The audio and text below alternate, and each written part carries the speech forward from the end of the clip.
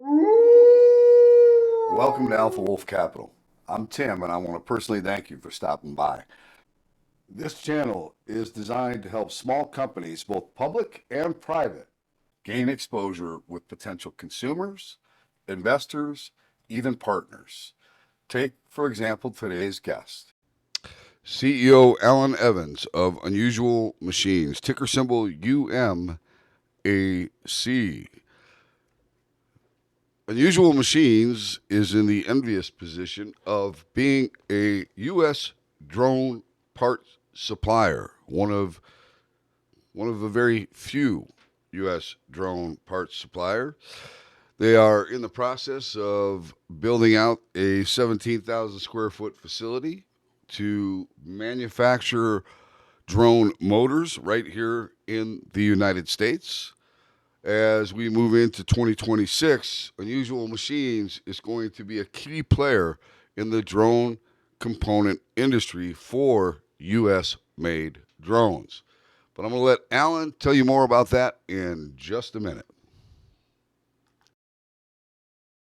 This is not to be taken as investment advice. I am not a certified financial planner. This is for education and entertainment purposes only. I encourage everyone to do their own due diligence.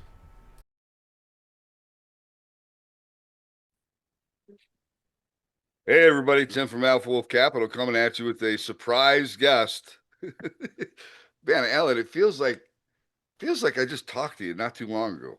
It was a week ago, which is like 6 months in startup time.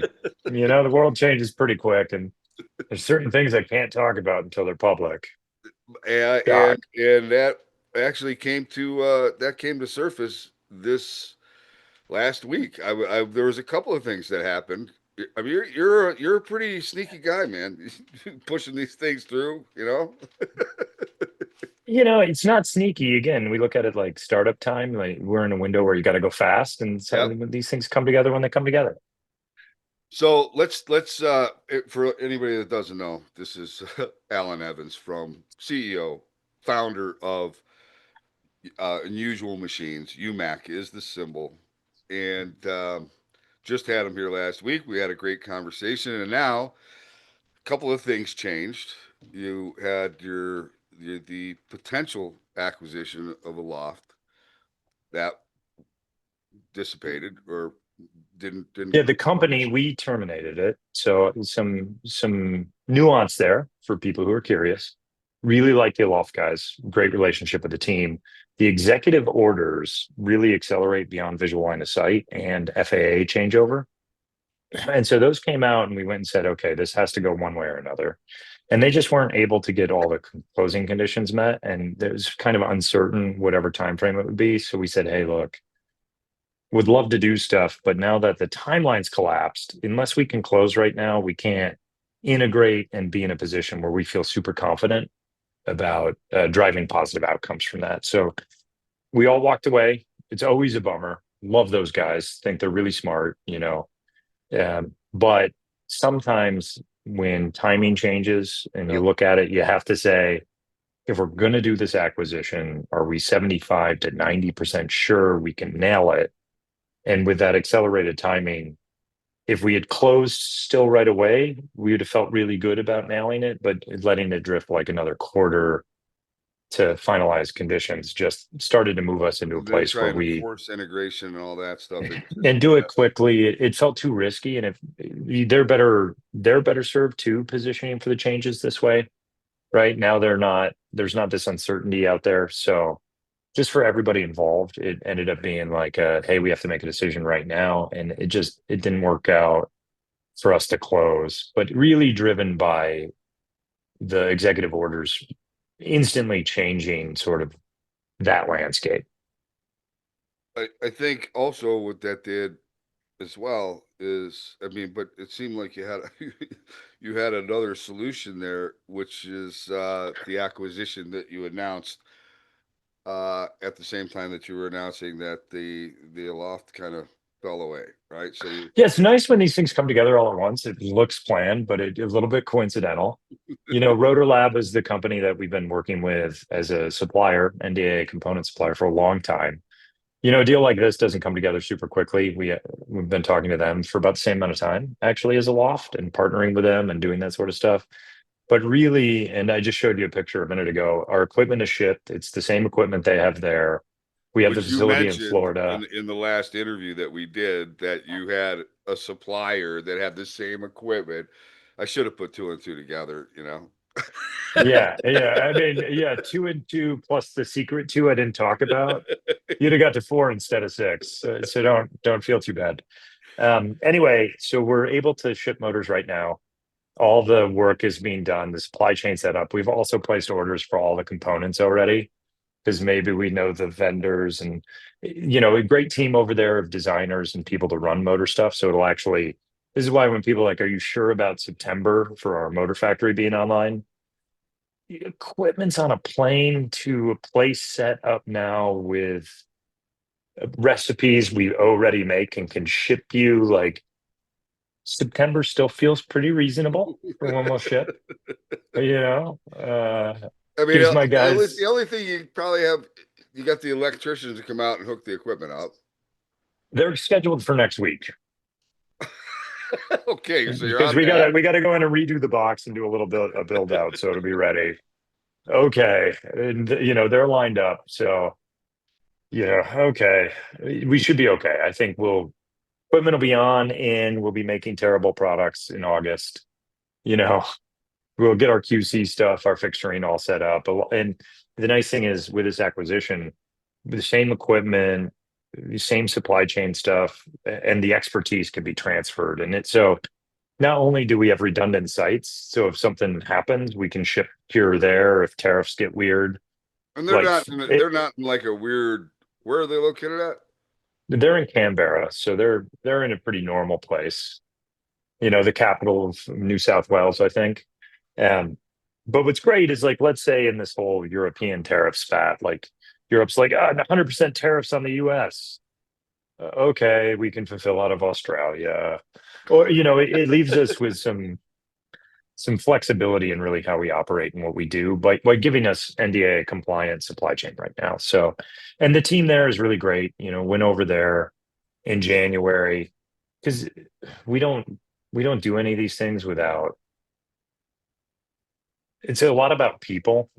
I Yep. mean, I think luckily I've been reasonably successful at integrations, like above a 50% hit rate, which I think is pretty good. Some of them have failed as they do, but when you look at it, a lot of it is really aligning people, objectives, attitudes, aspirations, and I think we've done a really good job of that. And we get along great with those guys, and a lot of integrity on our side, right? The deal was a handshake deal over dinner in January. The deal got written up by the lawyers and looks a lot like a handshake deal over a dinner in January. And so I think there's a lot of that's important too, is even that builds trust Right. and starts to build collaboration. So really excited. The only closing condition there, which I think is much more likely to happen and not get interfered with, is Australia has to approve foreign investment. So it has to pass the Foreign Investment Review Board. Okay. That's And pretty much the only thing in the way. But in the interim, we have like a working contract and we got it all figured out. So like it's happening. so with the executive orders and you indicated this in our last conversation that things are going to start to get hot and heavy again at some point in the near future, right? Hmm. Yeah, well, I would say, we did that raise at $5 a share through some of the different alliances we're part of, like AUVSI and other stuff. We had awareness that there was expected to be executive orders. So, as I like to remind everybody, whenever the company directly sells equity, we try to maximize the potential of positive outcomes for those investors. That it lets you keep building your investor base because hardware requires a lot of energy and you got to staircase it to get there. So the executive orders drove a lot of volume and a lot of interest in the drone sector in general, like us, Ondas, Red Cat, and I think people are really happy with that. And now we're entering a little bit of a window of uncertainty, and I mean that as uncertainty, good or bad, right? I think you could have DoD news on SRR for Red Cat or on orders or on whatever. We're getting into the like any day now category with increasing probability through August and September. Um, you're seeing the conflicts, different conflicts sort of shape the narrative a little bit in different places, and I don't know how those are going to evolve. You're seeing then what I think will still be tariff uncertainty. And then lastly, I think you're going to see quarter 2 numbers from drone companies that are based on the recent valuation changes be a little disappointing for quarter 2. So I think if you see the government money come before the middle of August, you're going to see this euphoria kick spike and people will ignore quarter 2. I think if the government driven euphoria comes after the middle of August, you're going to see investor fatigue over the summer, low volume boredom, and then earnings where people are like, this is never going to happen. Right. And then the government money will come in and we'll see a spike on the other side. So right now, in terms of if I'm like an investor, which are most of the people watching this, I think, um, normally I have a pretty good idea. I could tell you where to position short term. I don't know. I have no idea. I think Uh, anybody that's trying to time this, I would be very, very, very, very careful about trying to time it. I mean, look, I'm not sitting here watching every tick of you and Red Cat. I'm just not. I mean, because this in my head is this is a long game, right? This is just getting started. I mean, you've got 2026 is going to be a pretty important year for drones, I think. well, I appreciate that, and we look at the same way. I think some people want to trade on a monthly basis. Love you guys too. We love the volume. So I'm not gonna bash anybody here. Like if you can get a tidbit to change how you want to time it, I'm here to give it to you. What I would say is right now, It's a I tough do one. not know. I do not know. Like if you told me I had to make a decision, I might allocate half now and then either cost average down or cost average up, depending Right. on how the timing moves in that Just September don't time just window. don't completely get out of your position. That's what I would say. Do not completely get out. You want to lighten up, fine. You want to, but don't get completely out. That I think would be a big mistake. I don't know. I mean, it depends when you plan on getting back in. That's the thing, right? I mean, everybody's got a. Everybody thinks they have a plan until they get punched in the face, and then they don't have a plan anymore, right? Unless your plan's to get punched in the face. You'll walk in running your mouth. You just try to get smacked once to see if you can Just take the once. hit. Yeah. Yeah. It's the hey. Yeah. That's how you know. That's what life is all about, man. It's not about it's how many hits can you take and keep getting up, right? So yeah, I look at it a little differently. The way I describe any of these things to somebody is I look at it like a road trip. Yeah. Before the cell phone would tell me exactly where to go, like I look at it as a road trip from Los Angeles to New York.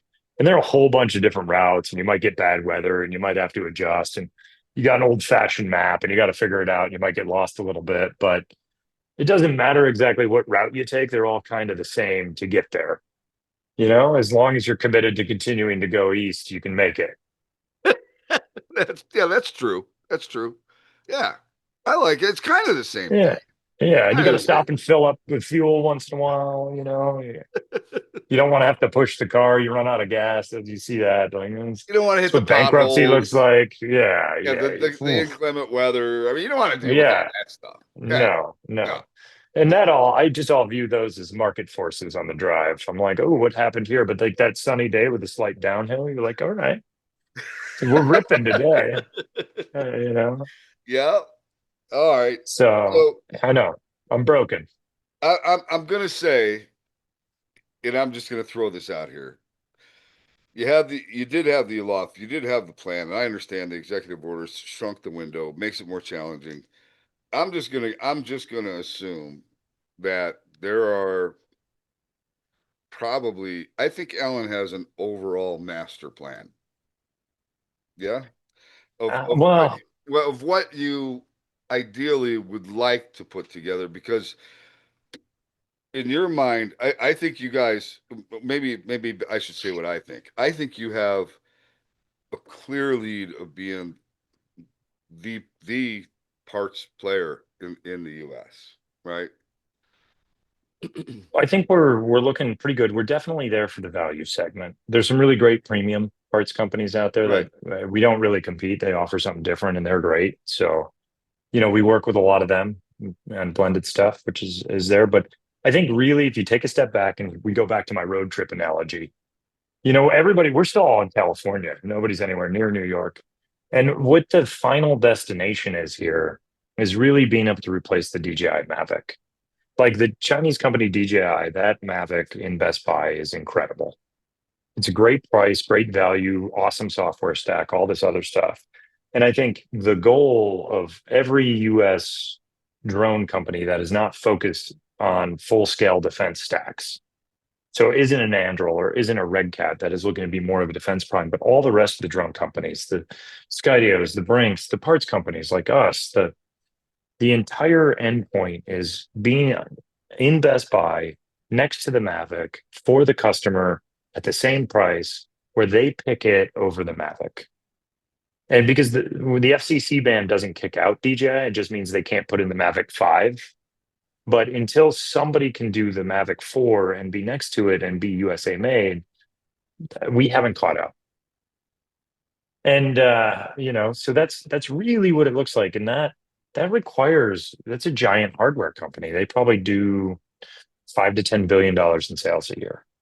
And to get to that scale and that quality to be competitive requires this virtuous cycle and the stack up, right? And everybody's like, oh, okay, would you do acquisitions? Would you do this? Would you? Yes. Like as we were talking a little bit before the call, it is Highlander. There's only going to be one company to do it. And that company is going to be a multi-billion-dollar company. Like, so how this gets there, that's where it's going. In Right. 3 to 5 years, we need to be there. And so I think if we remember that that's New York, okay, a loft was one direction on the way to New York, the bridge was washed out. All right, pull out the map, start to go a different way, and that's how we see it. So, we think we're taking the parts supplier route because without a low cost, high quality supply chain, you can never have a low cost, high quality product. Okay, I think we have a path that way.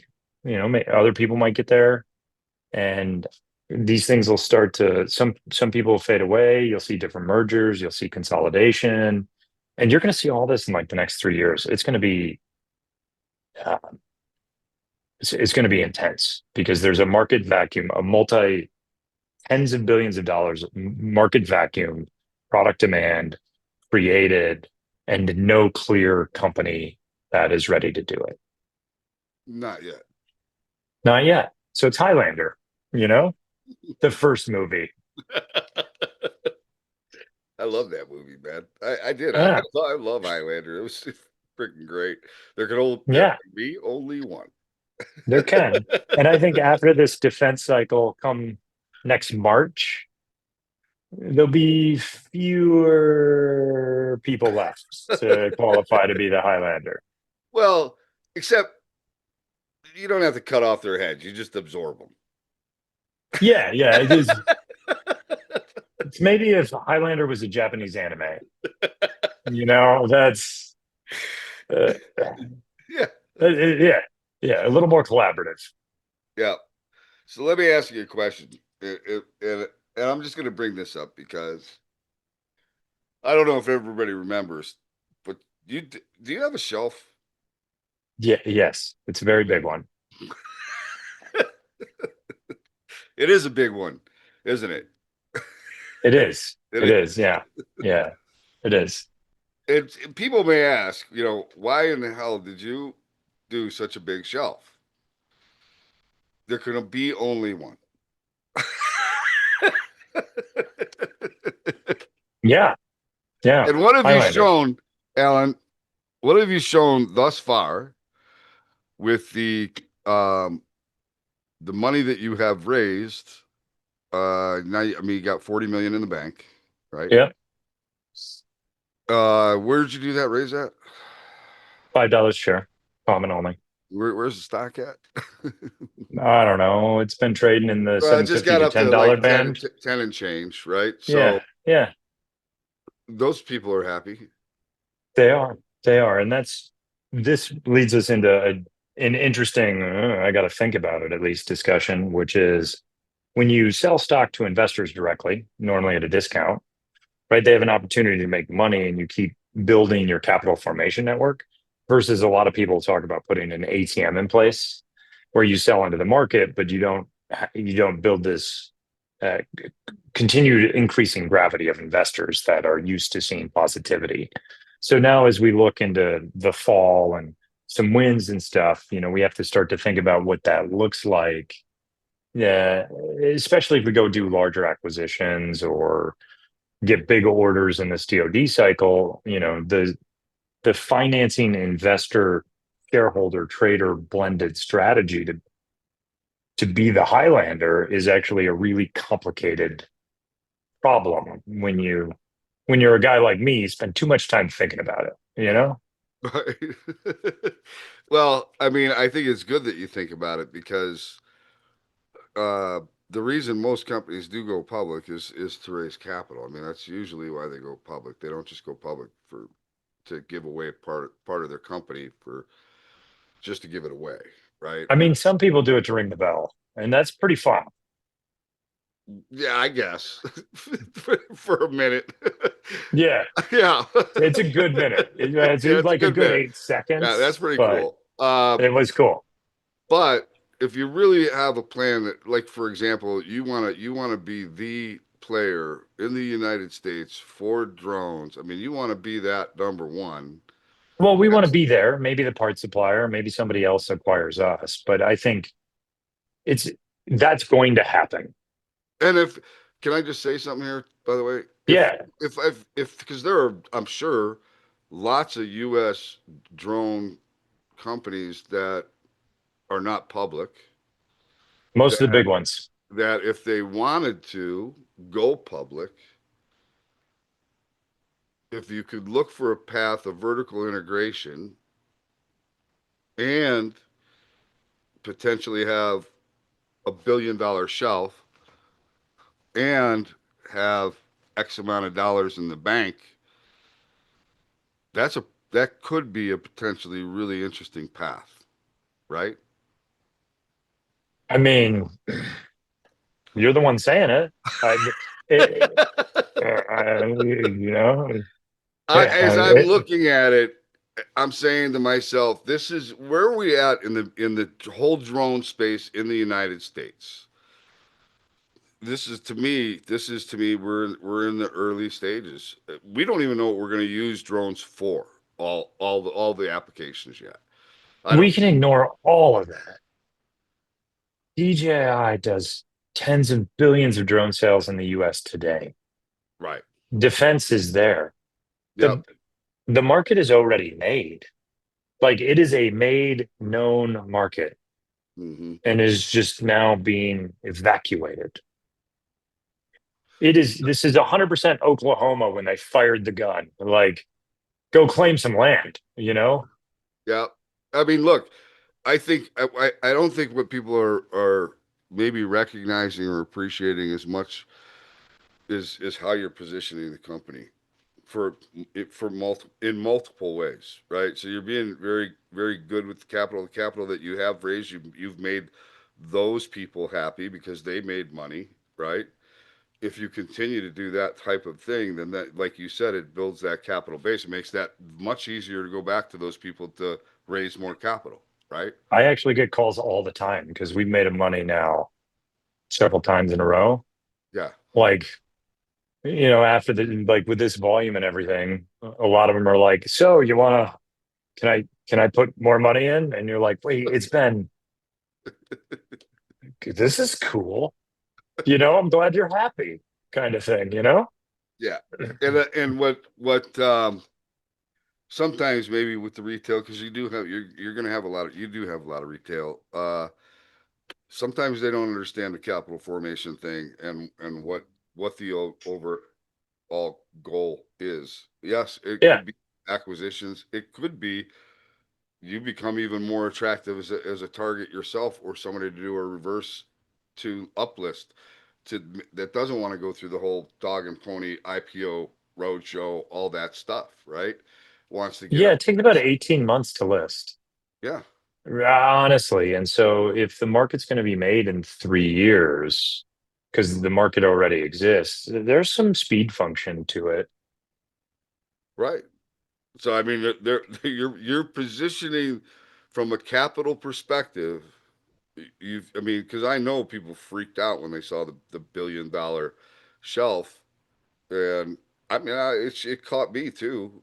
I'm not gonna lie, it caught me. It's like, damn, that's but you think about it when you really think about where this industry is going. Where I mean, it's here right now, like you said. I mean, even though we don't know what we're gonna use drones for, it's already here. The business is here, right? So if somebody wants to get moving quickly, you are definitely a viable path.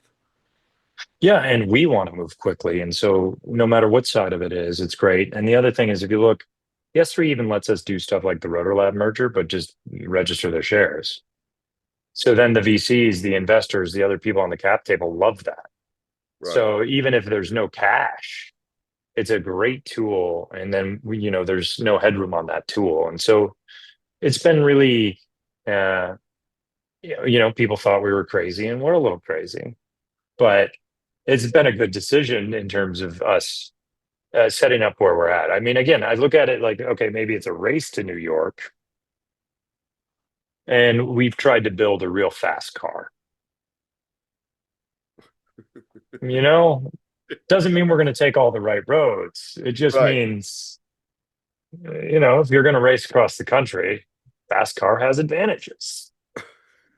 Yeah, it does have advantages, and I think there. I think. I mean, look. I think you're doing what I think you've positioned the company well. We talked about the very first time you were like, or could we be? Could we be early? Yeah, we could be early. I think your timing was just right on. I I really do. think it looks pretty good. If you go back in time and watch the first time we had a conversation till now, you'd be like, man, he guessed some shit pretty right. I Yeah, mean, I'll take getting lucky. Like, a little luck, a little more, and this thing is. Let's just see how right I am about the fall. exactly. I mean, look, you wanted to come on, or I wanted you to come on, just to clarify the law thing. Am I bummed that I am because I like the fact that you were getting into that segment of the business, right? Not so much just hardware. So, Totally understand that, but at least we have the stomach to make the hard choices. Because I mean, like those guys, if we don't see the chance, a high probability chance to be successful, uh, we're willing to not do a thing. And I right, think a lot of times people fall into a trap where they don't, um, that you put in work or you do the other things, or you really like the people and you kind of maybe go through with the thing that doesn't make the same business sense anymore. And when you're looking at it, like, man, there was grief. I had a moment of grief after oh, making I that could imagine that. decision. It's like those guys are great. It's super cool. You want to go do this thing. You have this Yeah, idea in your mind, and you have to grieve as all that goes away. And there's a real human element to that. But um, I'm really proud of everybody involved, not just me, but the people in the company, our board, in being able to stop, look at it, abstract away, and then make the decision that is hard and creates grief, I mean, look, and then walk through it and keep going. I would much rather see that than try to force a square peg into a round hole, right? I mean, if it because and only because of the time element, but it's still critical. You get it wrong, and that's a big headache, man. So I applaud you for doing what you did. I mean, I understand. I understand the grief part of it because, especially if you had it all in your head of how this was going to play out, and And I was excited about crossing the bridge. There was a yeah, diner on the other side. They make the best bagel sandwich. I was ready, all in my mind. And you get there and the bridge is washed out. And you're just like, oh, that sucks. yeah, yeah. I guess I'll eat this Cliff Bar and drive that way. At least Yeah, it's a fast car. So I'll get to the next bridge, record time. But, again, that's all the analogies aside. There's this, this fall is going to be transformative. And if we didn't make this decision now, we would have been distracted while we were undergoing what I think is going to be a transformative from here to October. And really, maybe I'm wrong, maybe, but if I'm right, this is going to be a totally different company in November, one that is, um, I think, hopefully lives into the promise of the where the retail investors are buying it. I think we're getting some credit from the retail community. Appreciate the credit, guys. Love you guys. You're my favorite people, but I do appreciate the credit. And I'm really motivated to prove them right. you know what? And Look, so I said this from day one. You are one of the most transparent CEOs I interview. I mean, and look, you are a little crazy, but it's a good medium crazy, crazy. right? Uh it's a good crazy, right? So I appreciate you, man, and I think you have earned the trust of I think you've earned the trust of the investors. You're trying to do the right thing by the investors. You're one of the biggest investors, right? So I put in some money. yeah, you got some skin in the game. I I mean, do. there's you're trying to do the right thing. So I applaud you, and I like the I like the acquisition that you announced. I think that's a no brainer, right? And hopefully Australia is okay with you guys putting some money in there, and then who knows what comes next. But I got a Well, I feeling. mean, I have some ideas on what comes next, but I can't tell you. That's it's against the rules. Yeah, I know. I Yeah, know that. yeah. So I guess Uh-huh. if I have to talk to you again next week, though, Okay, 2 weeks is 2 weeks from now. Okay, I mean, we 2 weeks would be create a fine. cadence. All right, all All right, right, all right. all right. Maybe give you a little more time than that, but I really appreciate your time and the opportunity to discuss, I think, in more detail some of the acquisitions that we missed out on last time. When I'm sitting there, I'm like, I know it's gonna happen. Can't All tell right, man. Tim. You know what I mean? Anything So, else you feel as though you want to share with us at all? Anything? oh, I like to close with gems so people watch to the end. So, is there anything you want to know? Any little gem out there on any of this you're curious Well, I about? mean, that's I would like to know about it. I'd like to know all the gems, all of Well, come on, you can't get them all at once. Uh, I think one of the most interesting things here is really, and I'll reiterate what I had said before. I think you're going to see disappointing earnings relative to valuations in August from a lot of the drone companies and tariffs and all the other stuff. And so I think you're going to see that mixed in with this other stuff. And so if I was looking at it right now, I would consider that like this probably the only down news moment that I would expect all summer. And so you might have positive catalysts, you might have positive catalysts, you might have a negative driver. And then I think as the government matures, you might have more positive catalysts as the big, beautiful bill gets passed. And I'm willing to put that out there sort of so that when people come and look back, they can at least say I didn't lie to them. That I sort of spelled out what I see as the swing. And then what I would say though is all the companies like us. Here's a fun one for you. Let me explain how the government orders work in a continuing resolution. them. Okay. The government is working on passing a bill for Congress. So we're in a continuing resolution. So you can't really reallocate money around. Now, if you're a buyer inside the government, you're seeing vendors, you're getting demos, you're even having informal discussions about potential orders. None of this can be formalized or the order goes away. Nobody can talk about it because then it becomes a commitment and that's illegal or anything. But you're definitely getting quotes and brainstorming and understanding where you sit. Once the bill passes, the orders come through on a delayed basis, which is why I say August, September. But now that we're getting closer to that time period, companies like ours have a pretty good idea on chatter from our customers about expectations. Those are starting to trickle down. And we have a window over the summer before those orders hit to position the company for that anticipation. So if you're paying attention to our company, over the next 2 to 3 weeks, we plan on putting out about 15 new job recs. So if you see that and you understand that we hear the chatter that often occurs in advance of the orders, and you know that you can only scale before because then you drown in the volume, you would say, oh, you're looking to maybe double your workforce? What does that mean?